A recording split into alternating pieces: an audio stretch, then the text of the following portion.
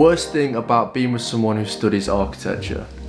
Well, where do I start? What's going on, ladies and gents? Welcome back to a brand new video. I'm here with my boyfriend, Thomas Rowntree. Hi. This is a Lizzie Smith vlog. This is not. What's going on, ladies and gents? Welcome back to a brand new video. Today, my girlfriend's here with me. This is Lizzie. Say hey. Hey. Today we're going to be doing a Q&A. We thought we'd just sit down and do a bit of a Q&A together. She's been in videos previously, but you haven't really said too much, so let's I've never really said anything. Yeah, let's get you more involved in the channel. How do you feel about thousands of people getting to know I'm you? just so honoured. Cut. Okay, so we've got a couple of questions. If you're not following me on Instagram, I'm not sure what you're playing at. It's at Tom Rowe Studios. Yep. Question numero 1. What is your girlfriend's occupation? I'm a graphic design student at Leeds Arts University, but obviously I'm a student, so I'm not working, but I do work at a little cafe. And so basically, if you want any graphic design work, yeah, hit her up. We interrupt this program with a word from our sponsor. Lizzie, you're a graphic designer. What are the 3 main softwares you use? Photoshop, Illustrator and InDesign. And that's why today's sponsor is absolutely fantastic. Yes, this video is sponsored by Skillshare. Skillshare is an online learning community to help you guys as individuals, as creatives, as graphic design students, as architecture students, as whatever creative subject you are in.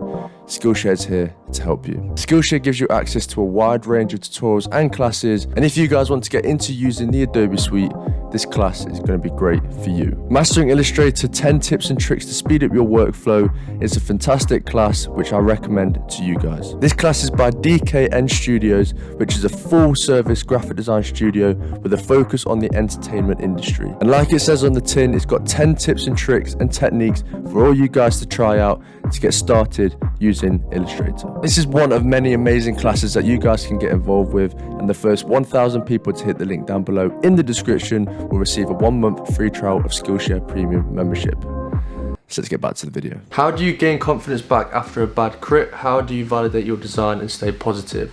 I'm actually going to let you go first because you're... Because I do crits. Yeah, because you do crits. We're both involved, obviously, architecture, graphic design. We both have crits. We both have interim reviews, final reviews. To be honest, I think most of the time you get criticism, it's coming from a good place, so you just have to use the notes and the criticism and use it as like a bit of a kick up the bum.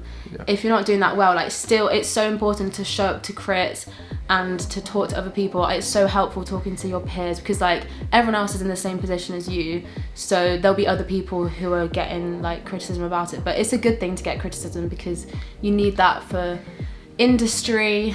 So you just have to trust your work, trust the process, keep going, keep trying hard, routine. I like this, a good answer. Yeah, what would you say? No, I'd agree. I think it's very easy to, if you're struggling and you get a bad bit review, obviously it can completely knock your confidence. It can send you backwards a couple of steps. But that's also a good thing to know whether your work's in a good position or not. You don't want to go through the year thinking your work's really good and kind of putting off speaking to anyone else about it. You want that constant feedback loop so you know that you're constantly improving and your project is going in the right direction. Yeah. So if you get bad criticism, don't take it to heart. I know it's quite easy to take it to heart because obviously you put your heart and soul into something, and for someone to tear it apart, not ideal, but definitely take it with a pinch of salt. See it as a positive thing, like it's people trying to help you to get better, or like, and also it's all opinions as well, so someone might give you a bad like say something bad about your work, but then someone else might really love it, so it's kind of opinion based anyway, like in a creative subject. And you're never gonna do something perfect the first time. I always feel like in any creative subject you can always do more and more and more. I feel like you never feel like you've finished a project ever, so there's always more that you can improve, and it's a good thing to have that attitude that you can always improve yourself as long as you don't put too much pressure on yourself. Are you a morning person? If so, what are your morning routines? I'm personally, it's a difficult one. I love mornings. I love getting up at like 7, 8 o'clock, getting out first thing in the morning, walking around the park, getting a coffee, doing things, doing bits and bobs. However, bits and bobs. However, recently with so much going on, I've been really enjoying my lions. I'm not gonna lie. We like a good lion. We do like a lion. I don't think I am a morning person, but then when I do get up in the morning, I really enjoy it, and I really enjoy like having the morning to myself. Like, it's a much quieter time of the day, but it all depends. Like, if you're not had a good night's sleep, then rest and have a little sleep. And if it's a lovely morning, nice blue skies, get up first thing in the morning, go for a coffee, go for a walk. Honestly, there's nothing better. There's no better feeling. It's probably the best time of the day. I prefer, but whether I'm actually a morning person, I'm not sure. I also think if you have a good morning, it sets you up for the day, and like I feel so much more motivated if I've started my day well and like had a good morning. How do you balance quality time with your girlfriend and keeping up with the ridiculous hours architecture demands? I'll let you answer that question. How do you? How do I? Oh God. I think. Oh God. I think it's balance is obviously a big word and a hard word, and it's obviously, once again, it's quite subjective. Balance means something different for other people. But I think over my time studying, obviously I've studied in undergrad, so I've done 3 years at university now, and now that I'm doing my masters, I've kind of had that experience, and I know how to balance my time better, how to get into a routine, how to stay disciplined, those kinds of things. So for me, I just give myself a set amount of time to do work. So I'm going to tell myself, right, I'm going to do this task between 9 o'clock in the morning till midday, and then I'm going to work till 4 o'clock, and then I'm going to shut my laptop. And if I stick to that, that means that after 4 o'clock, I can then spend some time with my lovely and beautiful girlfriend. And that's how I kind of go by things. And obviously weekends, if I know that I'm seeing Lizzie, I will make sure that I do extra work in the week so I can give myself time free at the weekend. We do work together. Yeah. Like, if we're spending the weekend together and we've got stuff due on Monday, obviously we're going to have to do work together.